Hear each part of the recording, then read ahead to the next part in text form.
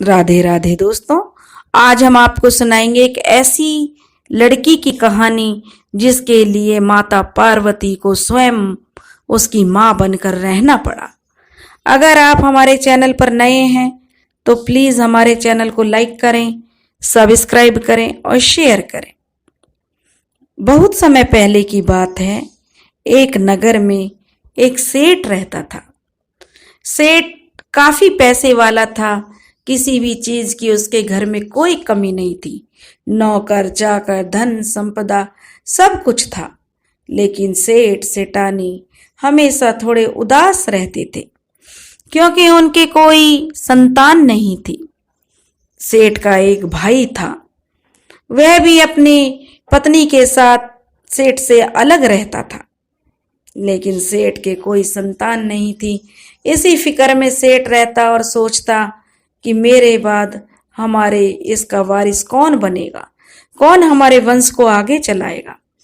लेकिन सेठानी जो थी वह बहुत ही अच्छी औरत थी, बहुत ही पूजा पाठ करने वाली धार्मिक प्रवृत्ति की औरत थी। वह हमेशा दान पुण्य करती, जिस जरूरतमंदों की जो जरूरत होती थी उनकी सहायता करती और इस तरह से दिन बीत रहे थे। एक दिन सेठानी बाहर गई और वह दान पुण्य कर रही थी तो गांव की कुछ औरतों ने सेठानी को ताना मारा कि अरे ये तो बांझ है, इसके हाथ से क्या पुण्य लेना। बांझ के तो अगर सुबह सुबह दर्शन भी हो जाएं तो बड़ा शुभ होता है। बहुत ही पूरा ही दिन जो खराब हो जाता है। औरतों की ऐसी बोल सुनकर सेठानी पर रुका नहीं गया। उसका सब्र का बांध टूट गया। अब वह भगवान भोलेनाथ के मंदिर में जाकर जोर जोर से रोने लगी। जब भक्त रोता है तो भगवान तो सुनते ही हैं। भगवान से भक्त का रोना कहाँ देखा जाता है। तब माता पार्वती भगवान भोलेनाथ से कहने लगी कि भोलेनाथ देखो, यह बेचारी तुम्हारी कितनी बड़ी भक्त है और आप भगवान हो, आपको इसकी इच्छा पूरी करनी चाहिए। तब भोलेनाथ कहने लगे पार्वती अब समय आ गया है इनके कष्टों का निवारण होने का। लेकिन यह संसार चक्र है, इसका जैसा भी चल रहा उसे चलने दो, तुम किस किस का दुख हरोगी। लेकिन माता पार्वती जब नहीं मानी तो भोले बाबा ने उन्हें संतान होने का आशीर्वाद दे दिया। रो धोकर रुधा जब सेठानी अपने घर आई तो कुछ दिन बाद उसे पता चला कि वह गर्भ से है। अब तो सेठ सेठानी की खुशी का कोई ठिकाना नहीं था। दोनों बड़े खुश थे। नौकर चाकर सब सेठानी की खिदमत में लगे रहते, किसी प्रकार भी कष्ट सेठानी को ना हो। समय धीरे धीरे बीत रहा था और 9 महीने पूरे होते ही सेठानी ने एक बहुत ही सुंदर कन्या को जन्म दिया।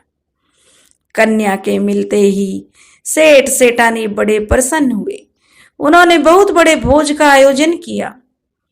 लेकिन जब पंडितों को उसके नामकरण के लिए बुलाया गया, पंडितों ने लड़की की कुंडली बनाई और देखी तो उनके माथे पर चिंता के बल पड़ गए। तब वह सेठ जी कहने लगे पंडित जी क्या बात है, हमारी बेटी की कुंडली में ऐसा क्या लिखा है। तब वह पंडित कहने लगा कि सेठ जी बिटिया तो आपकी अच्छे गुणों में, मतलब इसने जन्म लिया अच्छे संस्कार वाली बनेगी, लेकिन इसके नसीब में माता पिता का सुख नहीं है। यह सुनकर सेठ जी को थोड़ा अटपटा तो लगा, लेकिन कहने लगे यह तो सब ईश्वर की माया है। जितना ईश्वर ने जिसे जिंदगी दी है वह उतना ही जिएगा। उन्होंने खुशी से अच्छी दान दक्षिणा देकर उस पंडित को विदा किया। धीरे धीरे जो लड़की थी वह 1-1.5 साल की हो गई। लड़की देखने में बहुत सुंदर थी। उस सेठ और सेठानी उसे पलकों पर रखते, बड़े लाड प्यार से नाजों से उसे पाल रहे थे। एक दिन सेठानी बीमार हो गई। सेठानी ने ऐसी खटिया पकड़ी कि फिर वह उठ ही नहीं पाई। सेठ ने उसके इलाज के लिए दूर दूर से वैद्यों को बुलाया, अच्छे से अच्छे नामी ग्रामी वैद्यों को बुलाया, लेकिन सेठानी की बीमारी का कोई पार नहीं पाया। और एक दिन सेठानी का स्वर्गवास हो गया। सेठ और उसकी बेटी अकेली रह गई। छोटी बच्ची थी, उसे तो माँ की बहुत ज्यादा जरूरत थी, लेकिन क्या करता। सेठ अब उसकी माँ और पिता दोनों बन गया। वह अपनी बेटी की हर इच्छा पूरी करता। लेकिन धीरे धीरे सेठ का भी स्वास्थ्य गिरने लगा। अब सेठ को भी कभी कोई बीमारी घेरने लगी। बेटी 3 साल की हो गई थी। लेकिन एक दिन सेठ भी बीमार पड़ गया और वह भी चल बसा। बेचारी लड़की अनाथ हो गई, अकेली रह गई। अब जो उसके लड़की के चाचा चाची थे, जो सेठ का भाई और भाभी थे, अब उनके अलावा उस लड़की का इस दुनिया में कोई नहीं था। सामाजिकता के कारण, समाज के डर के कारण कि लोग क्या कहेंगे, सेठ का भाई और उसकी भाभी सेठ की बेटी को अपने घर ले गए। सेठ का सारा व्यापार अब उस लड़की के चाचा के हाथों में आ गया। अब तो जो सेठ का जो सारा व्यापार आ गया, और वे कुछ दिन तक तो उस लड़की को बड़े प्यार से चाचा चाची रखने लगे। और कुछ दिन बाद उनके व्यवहार में अंतर आने लगा। अब जो सेठ का भाई था और जो भाभी थी, वे सोचने लगे, जब यह लड़की बड़ी हो जाएगी तो यह अपना व्यापार हमसे छीन लेगी, इसलिए इस लड़की को हम ज्यादा नहीं रखेंगे, क्योंकि अभी तो नई नई बात है। कुछ दिन तो उन्होंने उसे बड़े प्यार से पाला और कहने लगे कि जैसे ही बात आई गई होगी, इसे हम या तो मार देंगे या कहीं जंगल में छोड़ आएंगे। कोई जंगली जीव जंतु इसे खा जाएगा और जो ये कारोबार सदा के लिए हमारा हो जाएगा। अब उन दोनों के मन में, चाचा चाची के मन में लालच आ गया। लड़की धीरे धीरे 6 साल की हो गई। अब चाची का व्यवहार लड़की के प्रति बदल गया। वह लड़की को बहुत मारती, छोटी सी लड़की से सारा काम कराती। लड़की देखने में बड़ी मासूम और सुंदर थी। जो उसको एक बार देख लेता तो ममता उमड़ जाती। लेकिन चाची उसकी बड़ी निर्दयी बन गई। वह उस छोटी सी बच्ची से सारा काम कराती, बात बात पर उसको डांटती और ताने मारती कि होते ही माँ बाप को खा गई, अब क्या हमें भी खाएगी। बेचारी बच्ची रोती और अपना चुपचाप मन महसूस कर रह जाती। क्या करती, चाची चाचा के अलावा वह जाएगी भी तो कहाँ, उनके अलावा और कोई भी नहीं था उसका। अब वह लड़की में माँ के गुण थे। वह बड़ी धार्मिक प्रवृत्ति की थी, बहुत पूजा पाठ करती। उसकी पूजा पाठ उसके चाचा चाची को बिल्कुल बर्दाश्त नहीं होती। जब वह पूजा पाठ करती तो उसके चाचा चाची उसको बहुत टोकते, डांटते, लेकिन फिर भी वह भगवान भोलेनाथ की सच्ची भक्त थी, क्योंकि कहते हैं माँ बाप के कुछ गुण तो बच्चों में आते ही हैं, और उसकी माँ के गुण उस लड़की में आ गए। अब वह पूजा पाठ करती, छोटी थी, 6-7 साल की लड़की घर का काम करती, और उसकी चाची को तब भी वह पसंद नहीं आती। एक दिन उसकी चाची ने कहा कि चल जंगल चलते हैं और वहां से लकड़ियां लेकर आते हैं। चाचा चाची दोनों जंगल में उस लड़की को लेकर चले गए। चलते चलते चलते चलते बहुत दूर निकल गए। लड़की को भूख प्यास भी लगाई थी। तब उसके चाचा चाची ने एक जगह देखकर उससे कहा कि तुम यहाँ बैठो, हम तुम्हारे लिए कुछ पानी पीने का इंतजाम करके आते हैं और कुछ खाने के लिए लाते। लड़की बड़ी मासूम थी। वह तो सोच ही नहीं सकती थी कि उसके चाचा चाची के मन में क्या षड्यंत्र चल रहा है। वह बेचारी एक पेड़ की छांव में बैठ गई। चाचा चाची दोनों तिरछी नजरों से मुस्कुराए, क्योंकि उनके अंदर तो कपट भरा हुआ था, और वहां से चल दिए। चलते चलते चाचा चाची तो गांव में आ गए, लेकिन वह ऐसे ऐसे रास्तों से लड़की को लेकर गए थे कि वह घर गांव का रास्ता भी नहीं ढूंढ सकती थी। जब सुबह से शाम हो गई, लड़की के चाचा चाची नहीं आए और बियाबान जंगल में वह बेचारी अकेली बच्ची, तो उसे डर लगने लगा, थोड़ी घबरा गई। जानवरों की अजीब सी आवाजें गूंज रही थी। और अंधेरा छाने वाला था। वह बेचारी देखी कि इधर उधर घूमी दौड़ी कि कहीं रास्ता मिल जाए, लेकिन वह तो जंगल में भटक चुकी थी, अकेली थी, और वह ओम नमः शिवाय भगवान का जाप करती जा रही थी और कह रही थी, भगवान तुम्हारे सिवा मेरा कोई नहीं है, और रोए जा रही थी। जब वह इतनी जोर जोर से रो रही थी, संयोग से उसी समय माता पार्वती और महादेव उधर से निकले हुए जा रहे थे। जब माता पार्वती ने उस लड़की के रोने की आवाज सुनी तो माता पार्वती से रहा नहीं गया। बिल्कुल दिल को झकझोरने वाली उसकी आवाजें थीं। इतना वो विलाप कर रही थी कि माता पार्वती से देखा नहीं गया। माता पार्वती कहने लगी, महादेव हमें इस लड़की का दुख दूर करना चाहिए, देखो कितनी मासूम सी अकेली बच्ची है।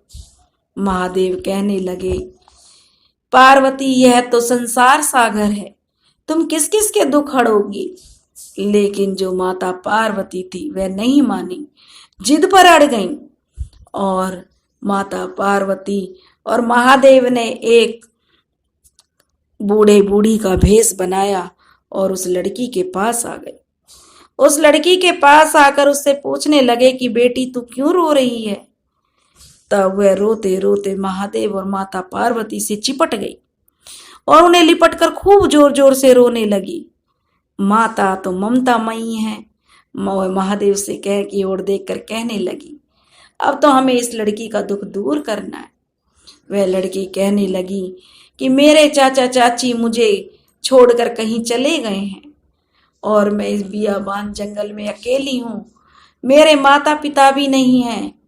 तब माता पार्वती कहने लगी, तो बताओ तुम्हें क्या चाहिए। माता पार्वती ने तो भावनाओं में बहकर कह दिया। तब वह लड़की कहने लगी, हे मैया, हे बूढ़ी माँ, मुझे मेरे माता पिता दिला दे। वह इतनी रो रही थी और माता पार्वती बहुत भावुक हो गईं। लेकिन जैसे ही उस लड़की ने यह मांगा तो वह तुरंत ही महादेव की तरफ देखने लगी। महादेव मुस्कुराए और कहने लगे कि देख लो पार्वती, ये तुम किसी ना किसी मुसीबत में मुझे डाल ही देती हो। भला मैं कहाँ से इनके माँ बाप दूंगा। जो लोग इस संसार से चले गए, जो लोग मृत्यु को प्राप्त हो गए हैं, उन्हें मैं कैसे दोबारा ला सकता हूँ। यह तो संसार का नियम है, जो इस धरती पर आया उसे एक दिन जाना है। लेकिन मैं संसार के नियम को नहीं बदल सकता, यह नियति है। अब माता पार्वती कहने लगी, कुछ भी करो महादेव, अब तो हमें इस लड़की का दुख दूर करना है।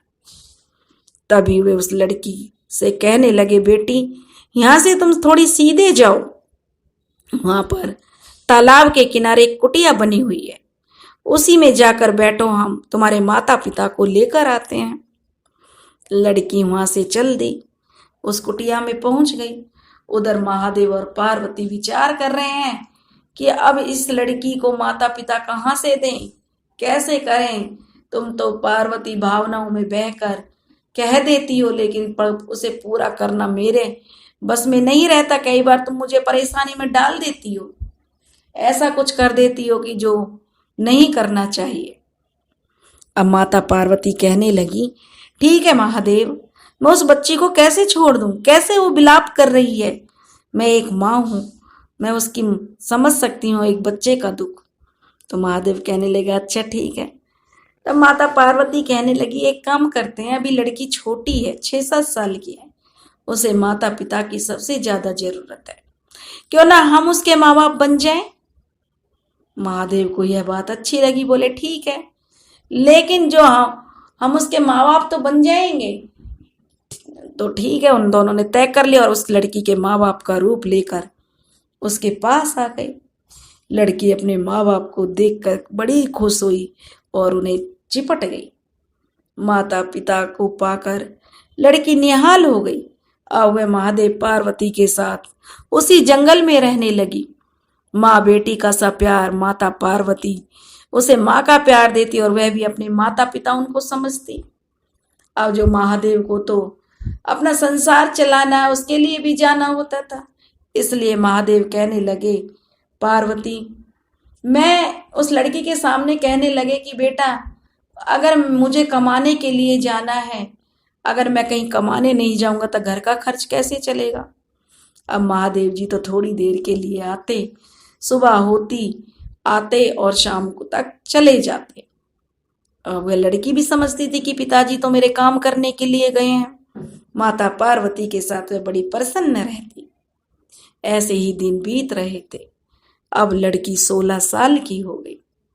वह बहुत सुंदर, खूबसूरत, परी जैसी सुंदर थी, और जिसकी माता साक्षात माता पार्वती हो तो उनमें तो संस्कार होने ही होने हैं। अब महादेव से एक दिन माता पार्वती कहने लगी, महादेव अब हमारा समय पूरा होने वाला है, अब हमें इस लड़की के लिए सुंदर सा वर देखना चाहिए। महादेव जी उसके लिए सुंदर सा घर वर तलाशने लगे और एक गांव में जाए गए। वहां पर एक सेठ का लड़का था जो कि बहुत ही संस्कारी था, बहुत ही पूजा पाठ करने वाला था। भगवान ने उसके साथ अपनी बेटी का रिश्ता तय कर दिया।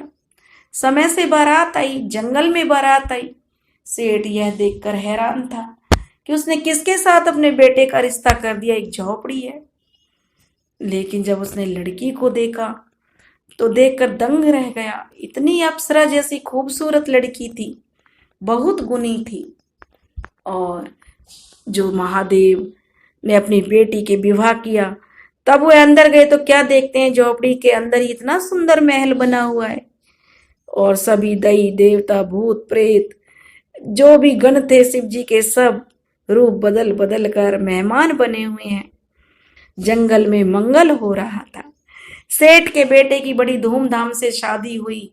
महादेव पार्वती ने अपनी उस बेटी को विदा कर दिया।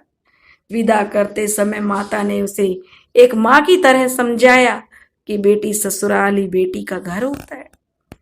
अब वे अपनी बेटी को विदा करके वहां से चल दिए अपने कैलाश पर्वत की तरफ, और बेटी विदा होकर ससुराल चली गई।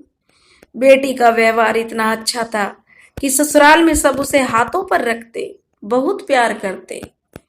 और उसकी जो सास ससुर की वह भी बहुत सेवा करती।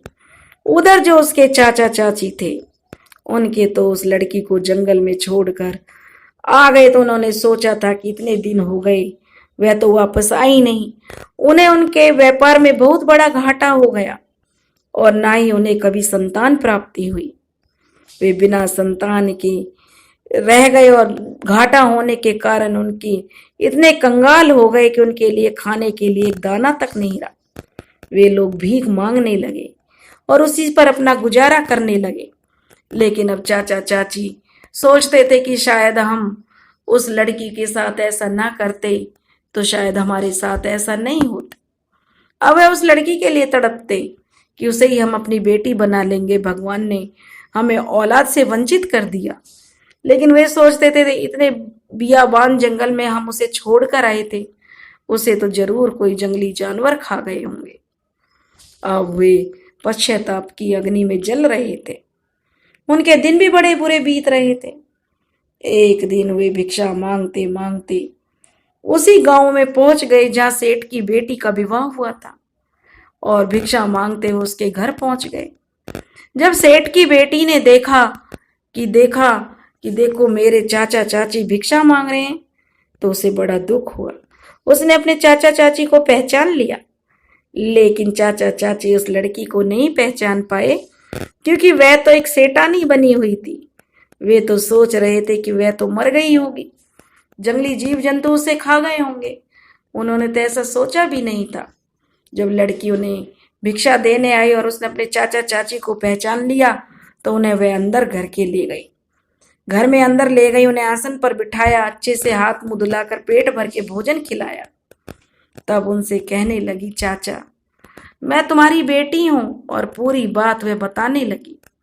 उसके चाचा चाची यह सुनकर बड़े हैरान हुए और उसने पूरी बात बताई कि मैं माता पिताजी के साथ जंगल में रही, उन्होंने ही मेरी शादी की है। यह बात सुनकर तो उसके चाचा चाची और ज्यादा चौंक गए कि भला मरे हुए इंसान कैसे आ सकते हैं। तब उन्होंने तय किया कि चलो हमें उसी स्थान पर लेकर चलो जहां तुमने अपना बचपन बिताया। अब वह लड़की अपने चाचा चाची और ससुराल वालों के साथ जब उस जगह पर आई तो वहां कुछ नहीं था। सिर्फ वह बड़का और पीपल का पेड़ था, झोपड़ी थी, तालाब था, लेकिन वहां कुछ नहीं था। जब उस लड़की ने देखा वहां कुछ नहीं था तो सब बड़े अचंभे में रहने लगे कि कौन भूत प्रेत था जिसके साथ यह रही, जिसने इसके माँ बाप होने का फर्ज निभाया। लेकिन उस लड़की की भावना सच्ची थी। घर आ गई, रो रही थी कि मेरे साथ ऐसा क्या हुआ, कहाँ गए मेरे माता पिता। रात को सपने में महादेव और पार्वती आए और उन्होंने उस लड़की को सारी बात बताई कि बेटी, इतने साल हमने तुम्हारा लालन पालन किया। यह सुनकर लड़की हाथ जोड़कर रोने लगी। हे माता, तुम इतने दिन तक मेरी माँ बनकर रही और मुझे पता भी नहीं चला। मैं कितनी भाग्यशाली हूँ जो मुझे माता पार्वती माता रूप में और भोलेनाथ मुझे पिता रूप में प्राप्त हुए। सारी बात जानने के बाद लड़की बड़ी निहाल हो गई। उसने सारी बात अपने घर वालों को बताई। घर वाले भी बड़े प्रसन्न थे।